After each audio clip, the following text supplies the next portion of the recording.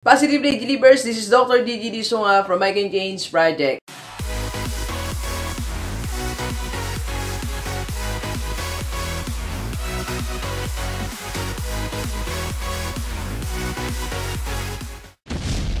Paano ba magsimula ng isang computer shop?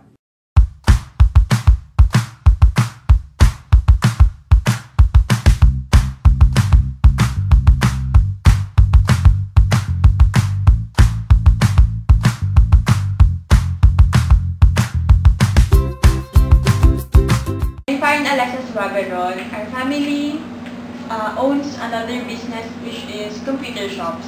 So we have two branches of Netfront, iCafe, one in Pilar, Bataan, and one in Tenehera, Balanga, Bataan.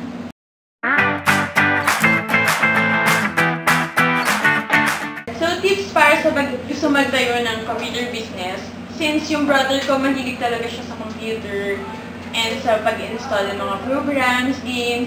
Mas maganda kung mayroon kayong nag-train or mahilig sa mga software, sa computers, para kahit siya na lang, maayos niya na agad-agad. Hindi niya na kailangan ng mga mag-hire ng IT or iba pa.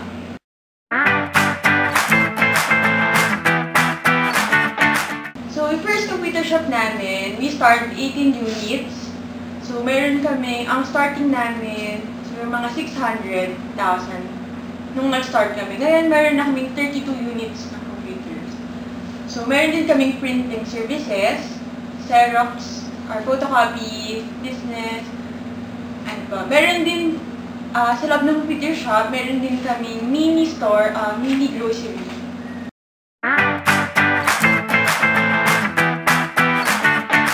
Estimated income per month, around 60,000 siya per month. So, depende naman yun kung ilan yung units ng computer shop nyo and ilan yung mga pumapasok na gamers or yung mga naglalaro.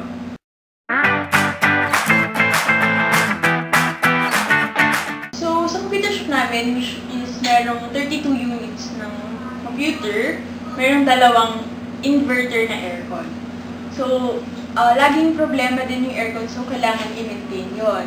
So, kapag inverter na aircon, hindi siya basta-basta lang kasi install mo pa lang, 6,000 na siya each. And then, kung magpapagawa mo, ganong price din. So, yung mga need pang ibang i-maintain, mga mouse, keyboards, depende sa mga naglalaro or sa mga gamers kasi kung talagang intense yung paglalaro nila, nasisira talaga, hindi may iwasan. And then yung iba, mayroong mga nawawalang headsets, minsan siguro na kukuha na nila, pero mga hindi yun may iwasan.